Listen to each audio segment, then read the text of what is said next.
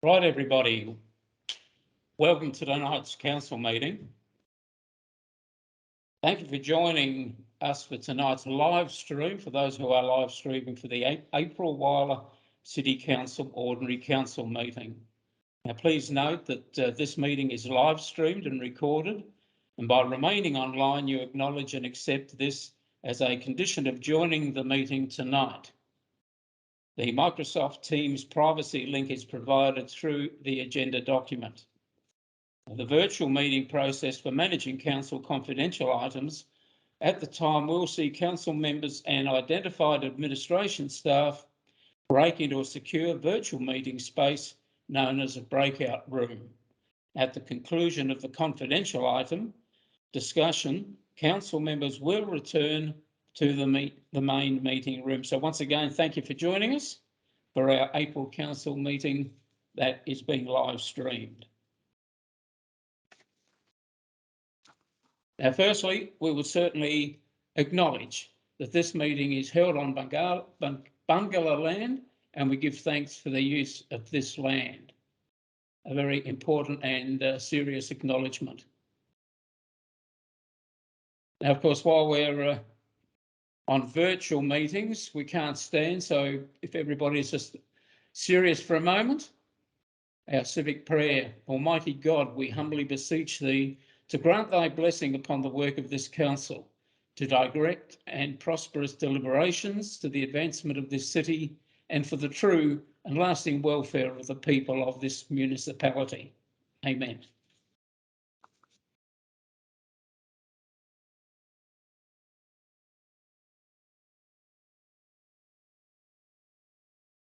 Now, obituary notice. Yes, obituary notices. Apologies. Sorry. Yes, first of all, we do have three apologies tonight. The Mayor, Mayor McLaughlin, Councillor Knox and Councillor Santuzzi. There are no leave of absence. Now, I do ask, do any members have or think they have conflicts of interest based on tonight's agenda? Please signal. Councillor Pond.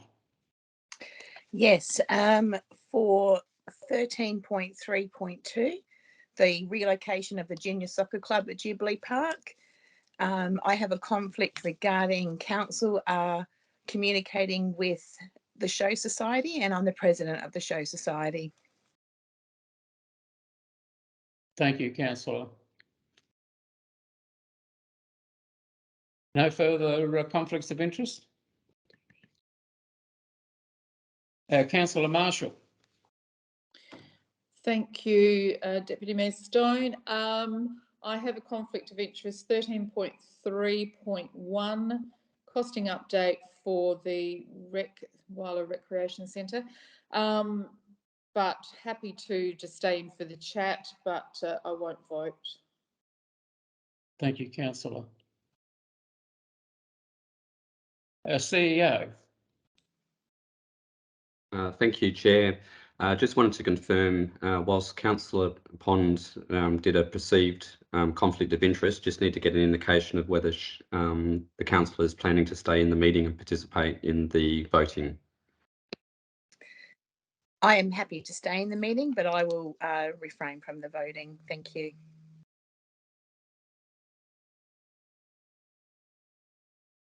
Thank you all. Again, the serious moment with the obituary notices for this April meeting, and at the conclusion, the traditional 1-minute silence. Elizabeth Thompson, Gerdina Wellgraven, Norma Dermondy, Caroline Smith, Maureen Blackwell, Marta Spiegel, Donald Fawkes, Ephrosynia Kalfas, Agnes Beck, Shirley Davies, Yvonne Thomas, Ethel Benson, Jessie Bain, and Don Riganti. I ask you to observe that minute silence.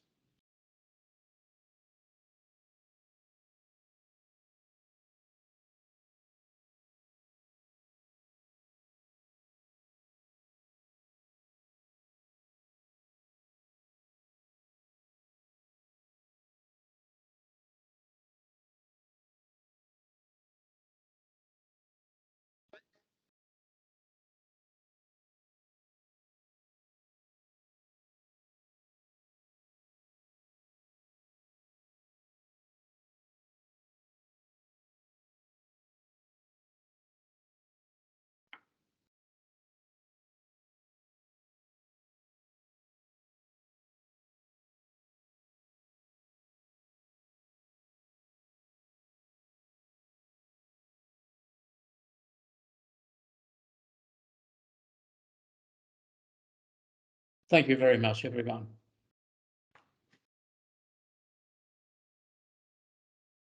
Now we have the minutes of the previous meeting. Looking for a mover and second of those minutes. We have a mover, Councillor Stupos, seconded Councillor Pond. Any discussion or comments? Can I show of hands those in favour of the adoption? Against? Recommendation carried. And the minutes, the confirmation of the minutes of the special council meeting held on Tuesday, 12th of April. Again, a mover there, Councillor Westerman. I have a seconder. Councillor Stupos. No further discussion. I'll put the motion. Those in favour? Against? Carry.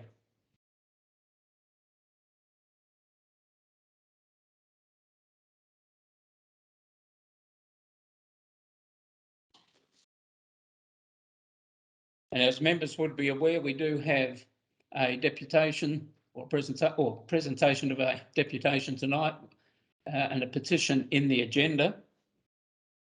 Now, I thank Ms.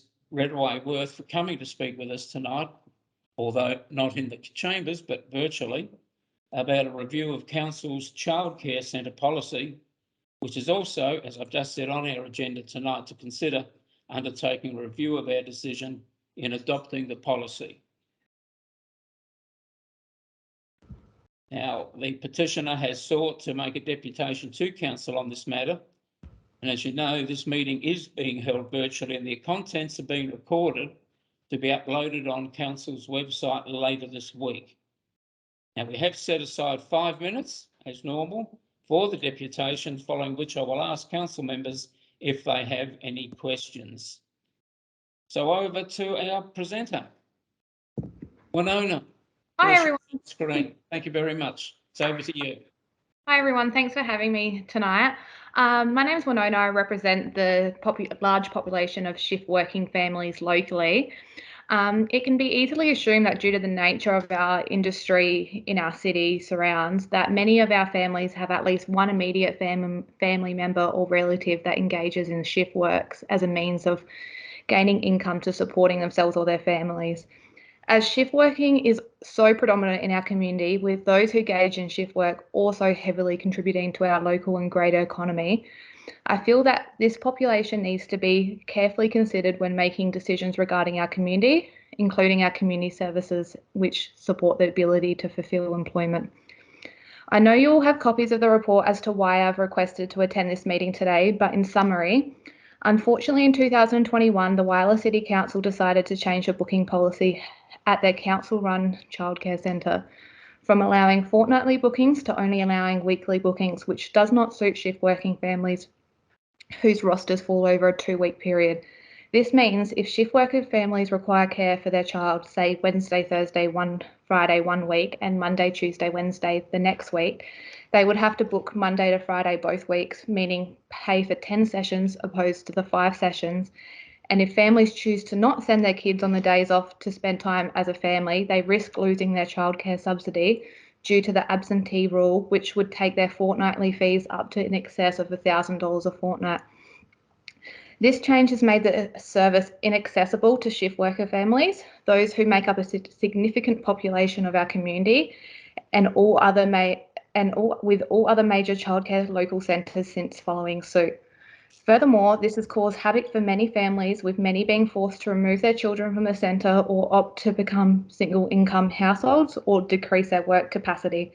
This is unfortunate because shift worker families already sacrifice enough to keep up with the sometimes unkind work roster and contribute so much to our economy and greater community. When creating a petition to determine if this issue was widespread, I was overwhelmed with the responses, 568 signatures and many relevant comments on the matter.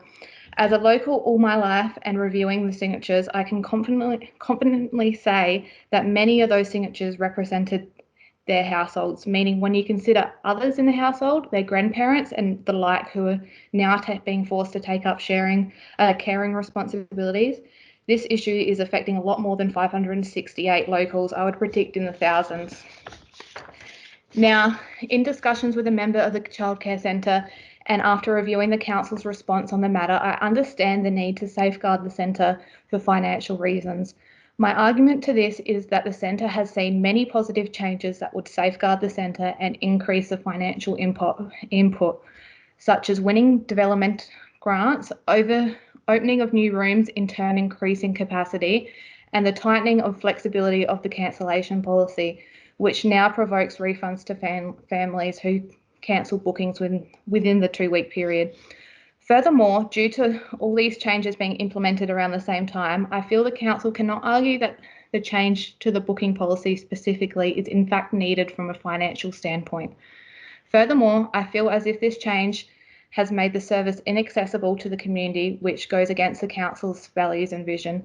Likewise, especially since accessing this service has a much greater impact on our community than many other services and facilities, I feel that the Whyalla Council Childcare Centre should be treated the same as such other services, such as YMCA and the library, and not a means to increase the council's financial position.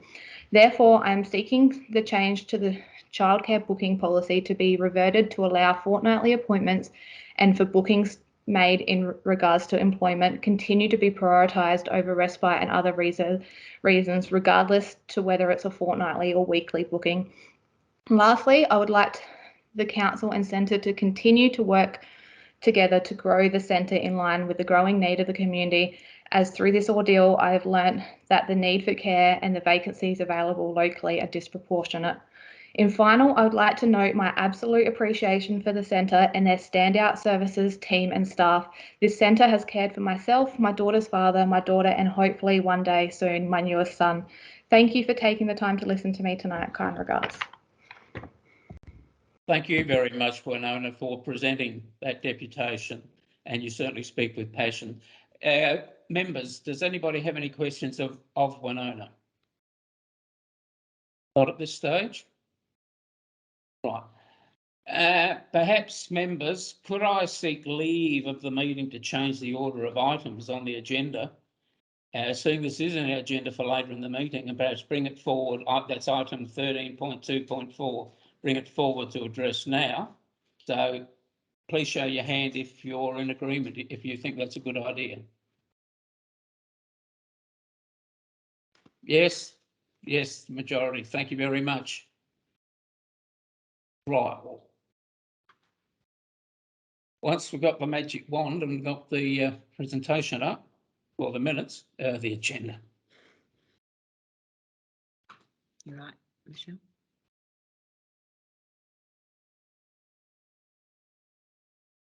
We have got that report item, and we do have some recommendations there. Would somebody care to move the recommendation?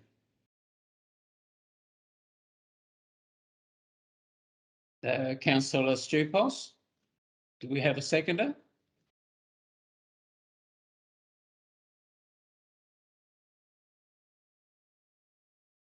Councillor Marshall. Right, discussion. Everybody's taken their hands down. Does anybody wish to raise anything or speak to the recommendation? If not, I'll put that recommendation that we note the petition as tabled with its 568 signatures. We resolve to proceed with an internal review of the council's decision in adopting the childcare centre absenteeism and cancellation policy on 16th of August, and include further consideration of the petition during that review, and resolves to waive the $20 application fee for an internal review as provided for in the council's internal review policy. Councillor Marshall. Thank you, Chair.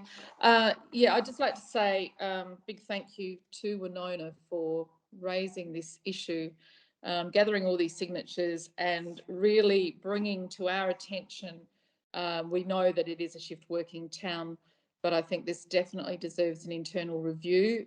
Situations may have changed since we actually changed the policy last year, so we certainly need to actually look at all the costings again, and hopefully we can do something to resolve this issue. So thanks, Winona, I really appreciate that you brought this to our attention. Thank you, Councillor Marshall. In that case, I'll put the motion, the recommendation. Those in favour? Those against? No against. The motion is carried. Thank you all. And thank you, Winona. We move on to the Chief Executive Officer's Action Report for April, with the recommendation that Council receive and note the CEO's Action Report. I'm quite sure if anyone has any questions. Actually, just got to note these two agenda items. Oh. The High-Tech building we don't have a report on, but the rec centre we do. Well, if I can, I'll blame somebody else other than me. Right. Before that, we have the resubmission of the report of the former High-Tech building. Councillor Stupos. You're on mute. Are we still on the CEO's report, or have we moved on to matters adjourned? We've gone back. Gone back. The CEO's report is still to come. Okay. Well, I'm taking advice. And so that matter stays there. Yep. And the Whyalla Recreation Centre Master Plan costing update, which is an agenda item, that is in the agenda, as you can see later in the meeting on page 157. Now, all public questions. We have no questions from the public for public question time. We have elected members' activities, if any member wishes to add to what they've submitted. Every month these days seems to be just busier and busier. And thank everybody for their individual attendance. Now we have committee reports, the Special Audit Committee meeting minutes of the 4th of April. Would somebody care to move that Council receive and note the minutes? Councillor Stupos. Do we have a seconder? Councillor Simpson. No comments or questions. In that case, I'll put the recommendation. Those in favour? Against? Carried.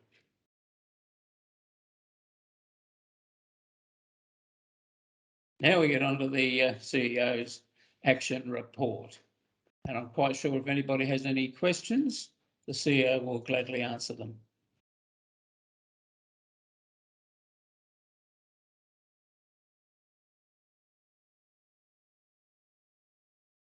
Councillor Pond. Yes, I'm just wondering if another meeting has been set with the bungalow people regarding naming of the camping sites.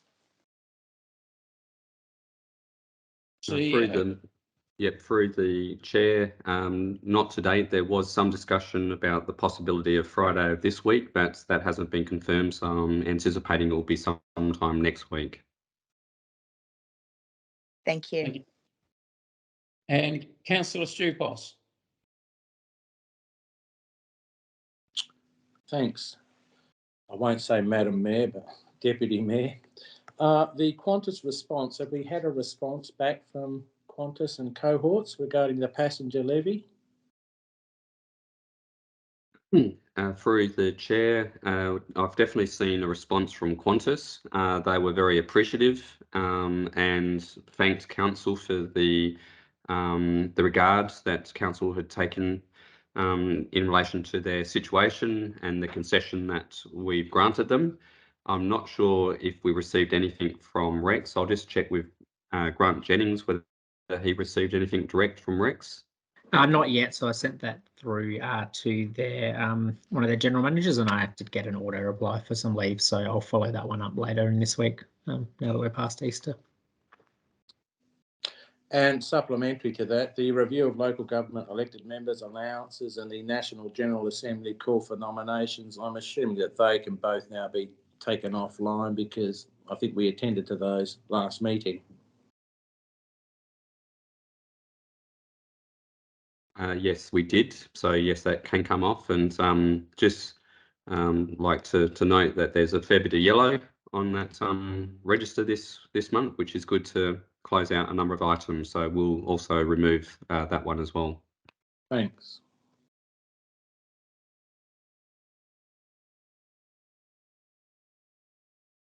If there are no further questions, I'll call for a mover to accept the report.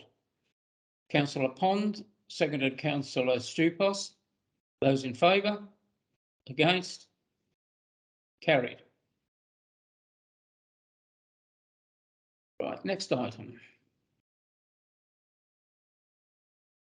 We come to monthly budget report.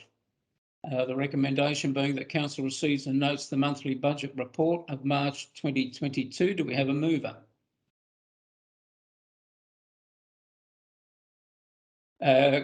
Councillor Stupos, seconded Councillor Simpson.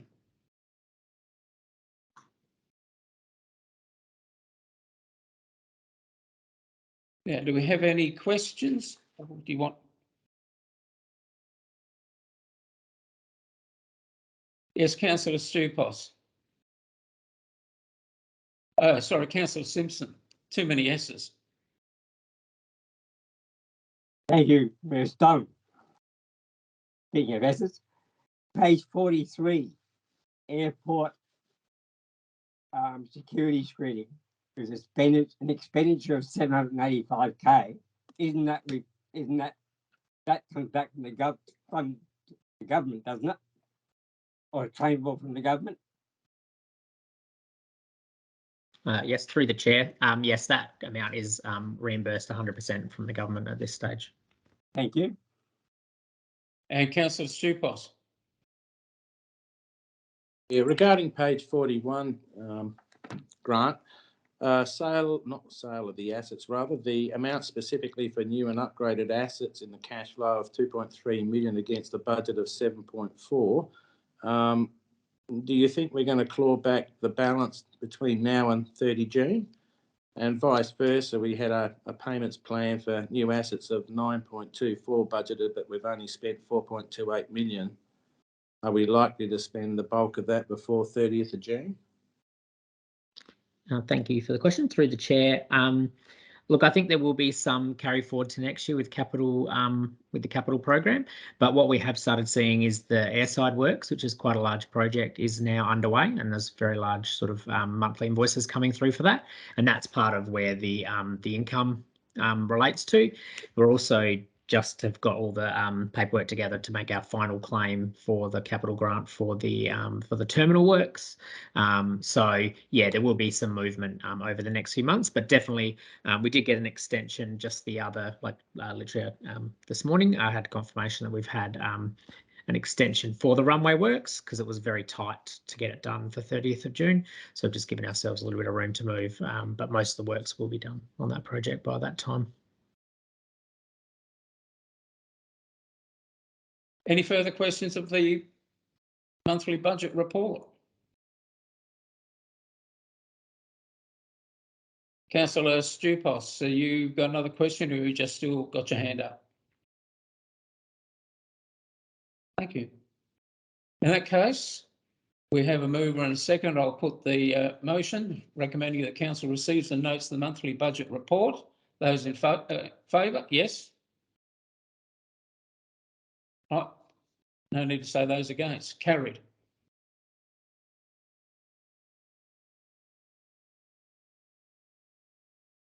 Now the item that's come back, the council bylaws, the off-leash areas on the Whyalla foreshore. I won't specifically read through all those. I'll take them as read. So does somebody wish to move the 3 recommendations that are before us?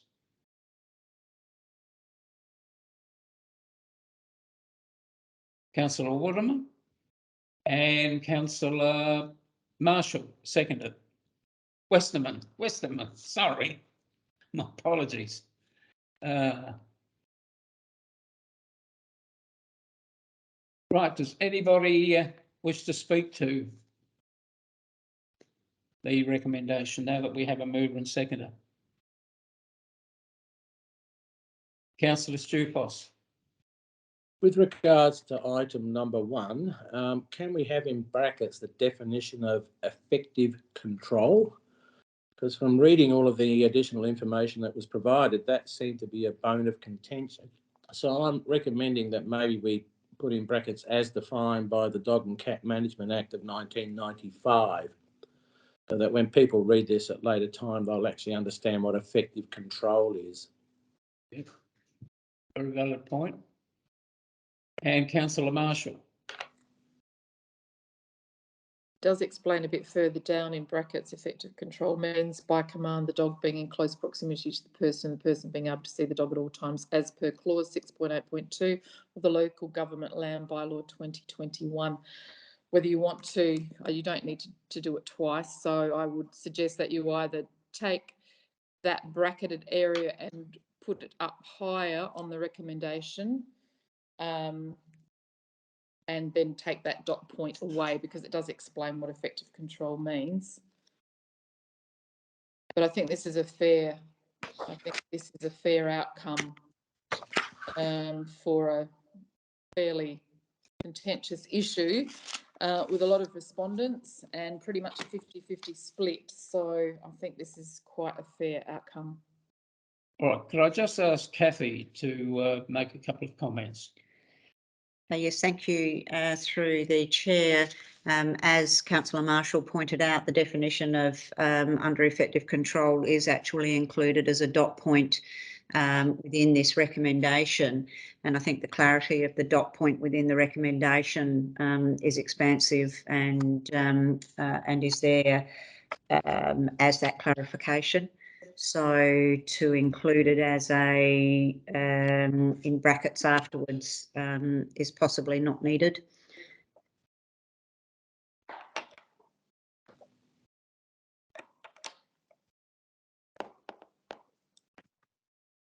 Simpson. Just a comment on a lot of the respondees with the fact of lack of compliance by council on the area in regards to dog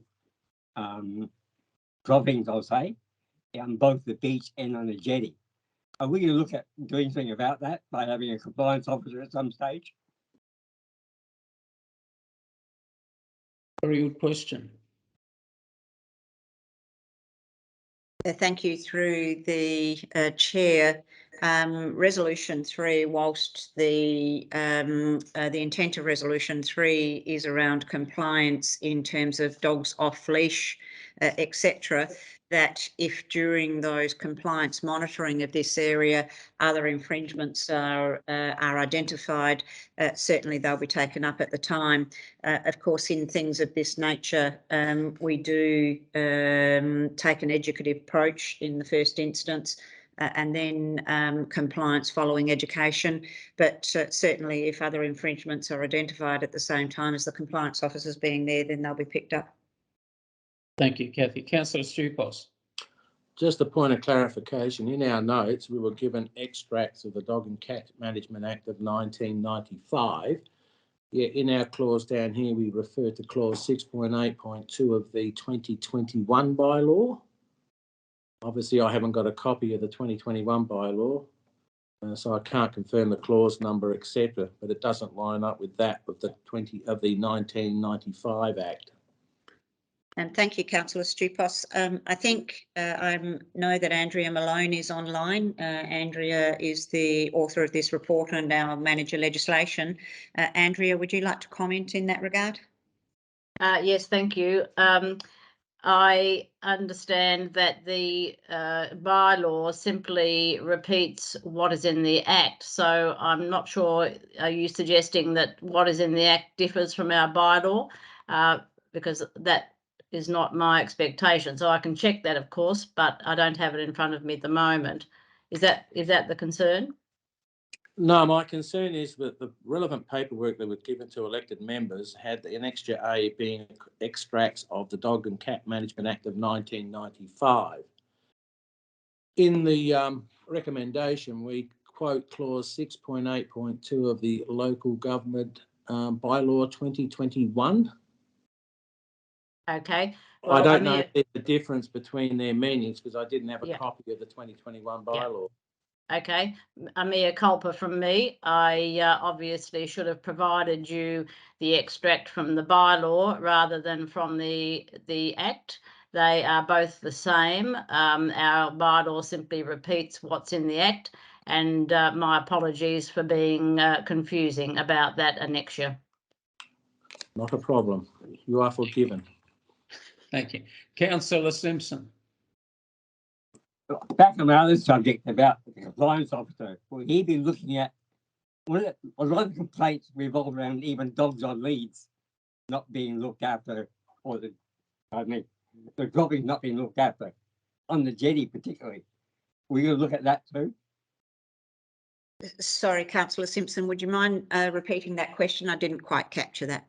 No, it's just most of the complaints I read, well, a lot of the complaints I read revolved around dogs dropping their business on the jetty. Yeah. And the owner's leading it there. Are we looking at that as well? Yeah.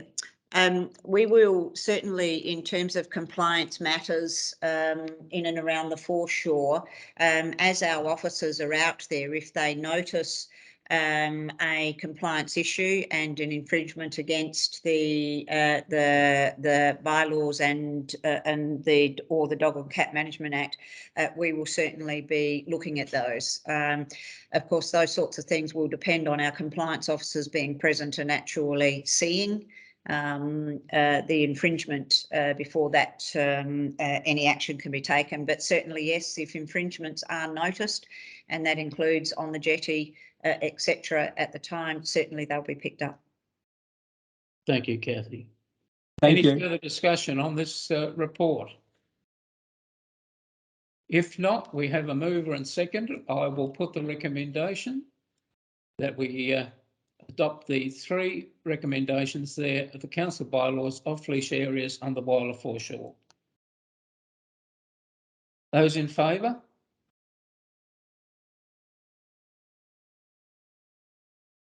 Yes. Those against? It's carried. Thank you, everyone. And now item 13.2.3, the 22-23 draft annual business plan and budget. Now we're looking for a mover and a seconder. Seconds will probably ask, what are they moving and seconding in the first recommendation? Of course, Grant, you are to introduce this report. Yes, that's right. Thank you, Deputy Mayor. So yeah, I'll just give I guess a bit of an update from the report, sort of the high level process we've been through, the pressures on council, and the steps moving forward. So obviously to date we've discussed some high level budget parameters that we council adopted back in late 2021 that sort of set the framework that we built the annual business plan and budget within. And then also an improvement for this year was the development of internal business unit plans to help build up those priorities internally from the ground up. And with that being sort of worked through the council and then brought to council through workshops. Obviously, some of the workshops this year have focused on some other issues that we're dealing with in the budget space. For instance, our building rationalisation and also the potential for maybe a city deal. So that's what some of the workshops also discussed during the budget process. And one of the things we did also in the document this year was to align the measurement of performance to the CEO's KPIs. So I guess with the building of the budget, the main pressures outlined in the annual business plan document is potentially our resourcing. So obviously a lot of things that we are wanting to do, legacy issues, also improvements for the future, improving livability in the city, those sorts of things. So that's been one of the budget pressures. Obviously, another budget pressure is with the airport due to COVID and some other items out there to do with our funding agreements. So they're probably the two major ones. But also the budget's been built in a period of increasing costs. So obviously we've seen that CPI is a bit higher at the moment with things like fuel prices increasing and other items, but also within our capital budgets we're seeing some large increases potentially that are only temporary, but definitely impacting our ability to deliver on our capital programs due to supply side issues. And I guess one of the items outlined in the report that isn't yet built into the budget is the issues we have with the civic building. Obviously that work is still happening in the background, and so the detail is not known fully at the moment, so we didn't build it in, but that's definitely something we'll be discussing with council in the near future. So I guess with all those budget pressures, what the long-term financial plan and the budget is built in is a deficit position, and a deficit position across a number of years. But what I guess council have are committed to as one of their budget parameters was to align rate increases to long-term financial plan projections, and that's what we've done. So while the rate increase might look a little large, it is relative to CPI. Our rate increase is always CPI plus, and with CPI being a lot higher than it has been the last couple of years, it may look a little higher. Obviously, in the budget, we've implemented, identified some improvements for our budget position moving forward. So some initiatives such as building rationalisation, as mentioned already, building in a vacant position assumption, but also building in some efficiency gains and that sort of thing. But obviously, when we went to the audit committee, they also mentioned that further initiatives need to be identified, and that council's position needs to improve more quickly than it currently does in the projection shown. So that will be an ongoing body of work. We know that there's some fledgling ideas floating around that we've discussed in confidence that will need to be brought out further before they can be built into the plan, because they're very only at the start of their thought process at the moment. But the audit committee did note that it's good that those discussions are being held. So I guess the next step, so if council choose to go up for consultation with the annual business plan from tonight's meeting, so we're planning to commence on Thursday 28th of April through to Friday 20th of May. We've put in a public information evening on Tuesday 3rd of May, once again at Mount Laura Homestead. That worked quite well last year. We've also held aside an extra day on the 17th of May to potentially have a second one for more informal conversation and questions like we did last year, but we can decide that during the process whether that's required. And the focus groups worked really well last year, so we've built in for those to be on Tuesday 10th of May again this year. Verbal submissions can be made at the May meeting on 16th of May, and we're proposing that we would hold a special council meeting on the 30th of May to discuss the outcomes of consultation and to resolve what sort of budget council want to see for adoption in June. So that's the proposed process at this stage. Thank you, Grant. Before I call for a move or second of the business plan, do members feel that there are any need to add changes or request changes, as is it made available in the recommendation there, A, B or C? Otherwise, it will be a straight endorse the draft 2022-23 annual business plan and budget. So I'll take guidance from members if you feel there's anything that should change. Otherwise, that will end up being the motion. Councillor Simpson. I didn't see anything that needs changing. I just put the plan forward as it is. Councillor Westerman. I do have a question on page 8 where it says strategic priorities delivery stage. It's got a few different sections, but shouldn't the Whyalla Disability Access and Inclusion Plan be mentioned as well? Thanks, Councillor Westerman. We can look at updating that. I think the listing of here were the ones that were listed and consulted on when we consulted on the long-term financial plan itself, and there was a listing of master plans in there. So I have aligned that listing to that, but definitely I can take that on notice to review that. Yeah. Thanks. If there are no further comments or questions, no. Councillor Stupos. Grant, I'm a little bit worried about our liquidity going forward, particularly with the way the economy is going. We've made some estimates of what we believe the CPI is going to be for this coming quarter coming up, which is what we're basing our rate rise of 4.9. Should CPI for further periods after this budget approval go through the roof, where do you think that this is going to leave the long-term financial plan? Bearing in mind that last year when we set the rates, we aimed to try and receive a break-even position by year 27. At this rate, we're not going to do that. So as a responsible councillor member, I just feel that all we're doing is kicking the can down the road. Should we be having a discussion of actually potentially increasing the current rate by, say, 0.5 to offset the rate rises that we're going to see with our material and supply costs? Potentially, I mean, that is always an option.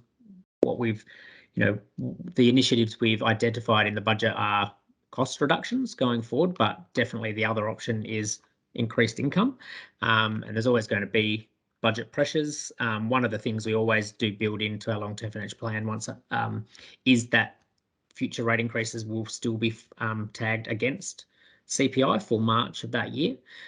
So, I guess that the plan tends to be fairly neutral to changes in CPI as long as people are willing to adopt the rate increases that are tagged or flagged to CPI.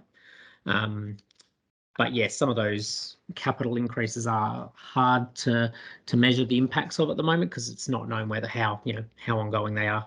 They're potentially more ongoing than we originally thought, with some of the issues currently happening. I guess in those cases, we do have some projects that are not fully scoped at this stage, and we maybe have allocations in the next year or so.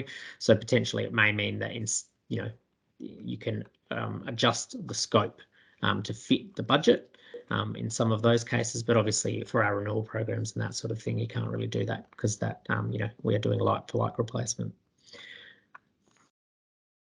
Yeah, oh, well and good. I suspect we've had a reasonably good run with CPI in the last couple of years, but going forward, the general indication is that with the supply issues, I think we're going to see CPI go through the roof, and also wage rises, although it's not going to affect this council because we have an EBA, but it's certainly, if other people in the community get wage rises, we're going to see CPI go through the roof. Therefore, if we set it on what I call a historical rate, being March of this year, and March of 2020, what are we now, 23, the CPI has jumped to 4 or 5% by itself. I mean, we're behind by about 1.5% on everything that we've paid during that financial year. So all we're doing is going backwards. I'm just a little bit concerned that we're not going to be in a better position this time next year unless we cop a huge rate rise this year to claw back all the legacy issues that we've inherited. I'm just putting it out there. I know everyone's against rate rises. I get that. But we have a moral responsibility to try and provide the services to this community. We're not a lending institution per se, and we've got to try and claw back our costs some way. And yes, I've heard lots of stories. I've cut the salary and wages from the council staff coffers. False economy, people. That creates more cost than it's worth. I think we need the current staffing levels to remain as they are.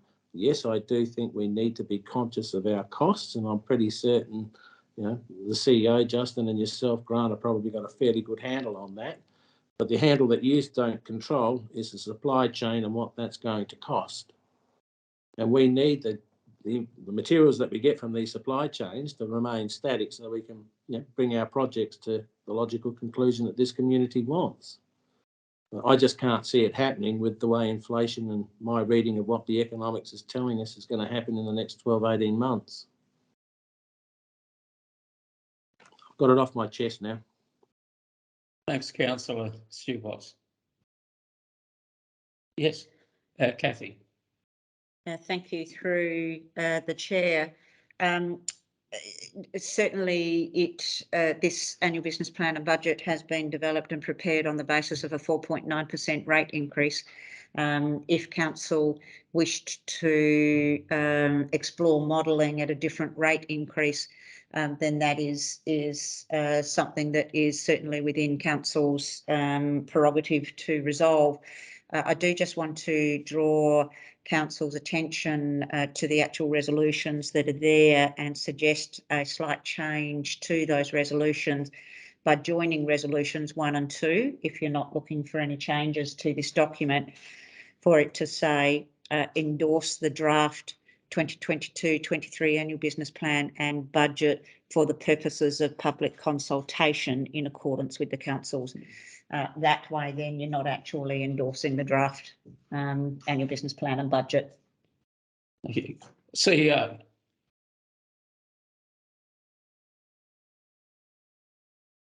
Yes, I fully support that suggestion. I think it makes it clear to the community that the adoption or the endorsement is specifically for the purpose of community consultation. Councillors will remember that after last year's community consultation, we did make some amendments to the annual business plan. So our consultation is genuine. So I think the extra wording would be appropriate.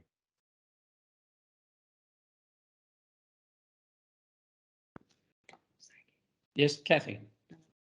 No. Have you got anything else to say, Justin, or you still got your hand up?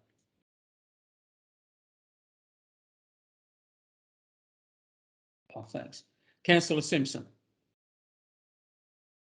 I'm proposing the recommendation. Do we have a seconder? Councillor Pond. So we have a mover and a seconder as worded there. Do I have a show of hands, those in favour? Carried. Thank you very much. Now we've done the petition. City growth.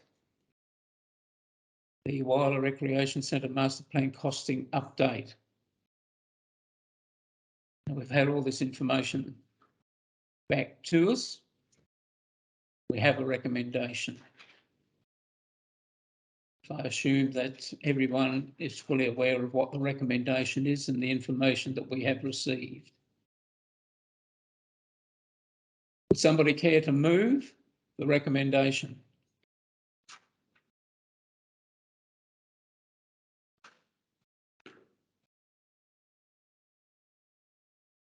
Right, no mover.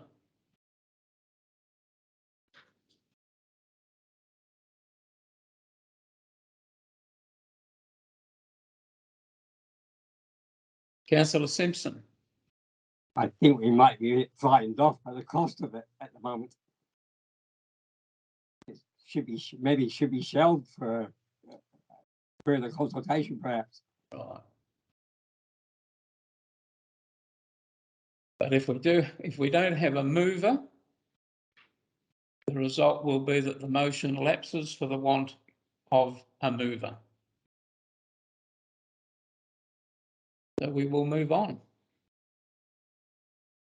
CEO. Thank you, Chair. Just possibly for the benefit of councillors, understanding the apprehension in terms of the quantum of investment required in this facility, the adoption of the master plan doesn't actually commit council to the budget. It says, as all master plans, it's what the plan or the vision is for that facility. And similar to things like the Whyalla foreshore master plan, it would be done potentially in stages over a number of years, but it gives an intention of where council wants to go. So I do note the apprehension in terms of adopting the recommendation, and just wanted to confirm that it doesn't lock council into committing budget in instance to the implementation of the master plan.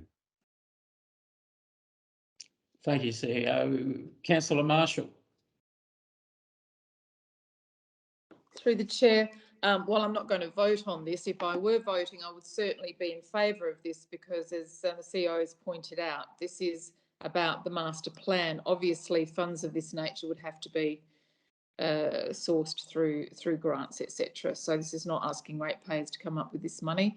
And these things are needed, very much needed there.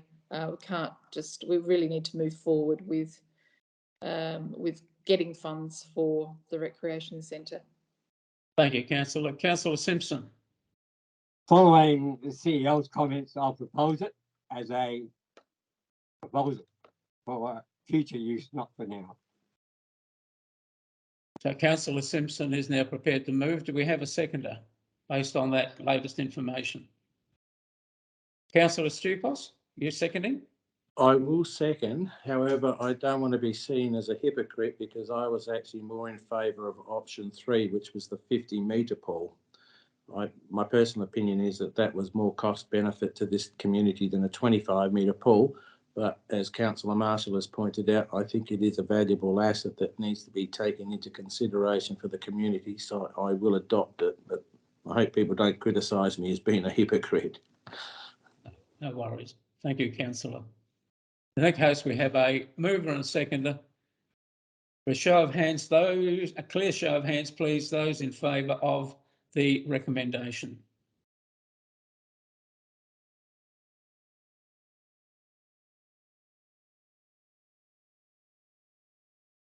Yes. You get 4? Yep. That's right. Yep. Thank you very much, everyone. Okay. Declare, yes. Carried. Now, the Whyalla Junior Soccer Association relocation to Jubilee Park. We have a recommendation. Somebody wish to move the recommendation? Councillor Westerman. Do we have a seconder? Councillor Marshall. Is there any discussion?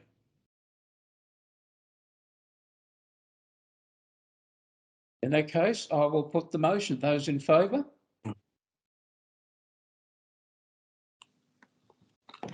Are you just in favour, Councillor Simpson, or wishing a comment? Wishing to comment. It's slow. Yeah, it's not blame me, blame the machinery. Liz, is Liz around? Liz Byrne? Chair meeting? Just checking. Yes, I'm here, Yes. councillors. Did you have any discussion with them about the long-term plans? Yes, through the chair, yes, I have. And at this stage, they have indicated to me verbally that the Junior Soccer Association is committed to being at the Jubilee Park precinct in the long term. Thank you for that. Councillor Stupos. Is the Junior Soccer Association contributing any funds towards the relocation of their association, or is it just council coughing up $55,000? Through the chair, we haven't actually confirmed that, although early on in the discussions I verbally advised that it would be looked as favourably if they could contribute financially, but we haven't actually formalised anything. And if council wishes, we could definitely explore that. There are no discussion of leasing charges and things like that have been conducted at this present point in time. No, Well, and through the chair, not at this stage. We do have the under 17s and under 15s already being played in an evening time slot out at Jubilee. So there is the Junior Soccer Association is contributing in that way through a lease at this point in time. Okay.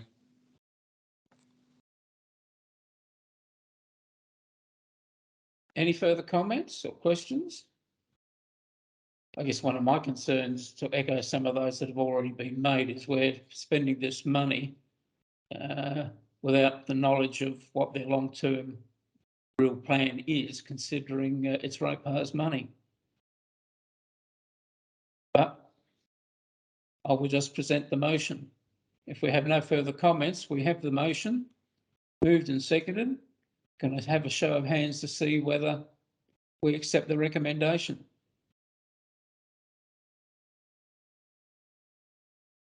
Carried.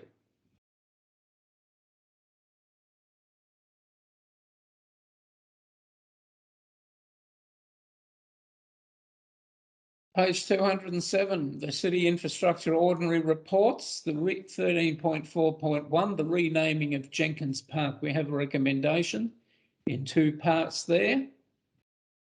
Would somebody care to move that recommendation? Councillor Simpson and seconded Councillor Westerman. Is there any discussion?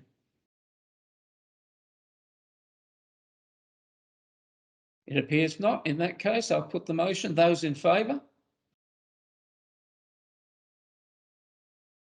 Carried. Mayor McLaughlin's list of engagements, always on the move. Would somebody care to move the list of engagements? Councillor Pond? Yeah, receive a note. Councillor Pond, I missed it, which I'll go, yes, Councillor Westerman. All right, I'll put the motion. Those in favour? Carried.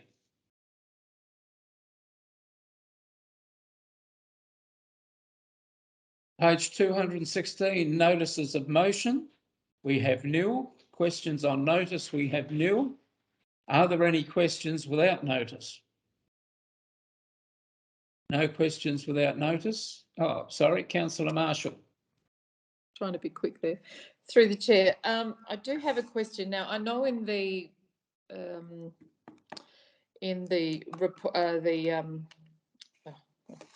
lost it. The plan, just about one of the major developments that's currently underway, which is in Wall Street. Now, I've mentioned this before, but they're obviously flood proofing. That's what's happening sort of Wall Street and Wallet Terrace, where there's big drains being put in. This has been ongoing works now for some months. However, we had a reasonable amount of water last night, and I noticed this morning that the very area that it always floods in, and they've finished the works on Wall Street outside of the primary school, town primary school, was flooded exactly as it always is. So I'm a bit concerned about what the works have achieved. So I would like somebody to perhaps go and investigate. It was quite substantial, and it's exactly where people park and go into the after hours care. So you wouldn't be able to park there. The flooding covered the footpath as well and reached into the middle of the road, and the other side of the road was also flooded. So again, there was only a narrow gap, and that would have been after the rain had stopped for probably several hours, because it came down significantly at about 2:30 this morning. So I'm a bit concerned about what's gone in and that it hasn't actually worked. So if somebody could please follow that up for me, it'd be much appreciated. Thank you, Councillor. CEO. Thank you, Chair. We'll take that question on notice and provide some information to councillors. Thank you. If there are no further questions without notice, do we have any motions without notice? Would appear no motions without notice.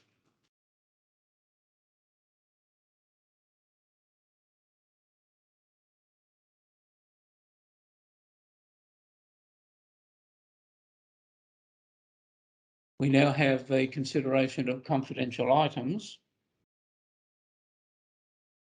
So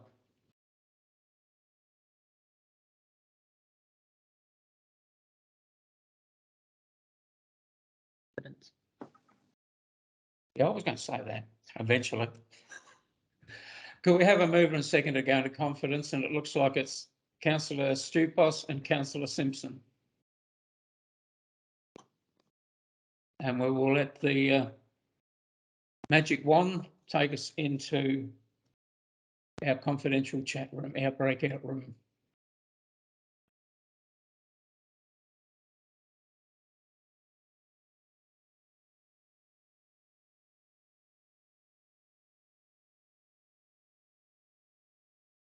We're back. Just before I do close tonight's council meeting, for the purpose of the recording, I will just go through our upcoming meeting dates. We have the elected members briefing session on Monday, the 2nd of May. We have the 22-23 budget public consultation evening on Tuesday, the 3rd of May. Then we have the 22-23 budget focus group section on Tuesday, the 10th of May, and the ordinary council meeting on the 16th of May. Obviously, there'll be more information about our meetings on our Facebook page between now and then. And I see the CEO flash up. Yes, through the chair, and just also a reminder, councillors, regarding the business forum, which will be held on Thursday, the 6th of May, to engage with the business community around various economic development matters. Thank you, CEO. In that case, with the time being, what's that, 6:41 or 6:42, I declare the April ordinary council meeting closed. Thank you, one and all.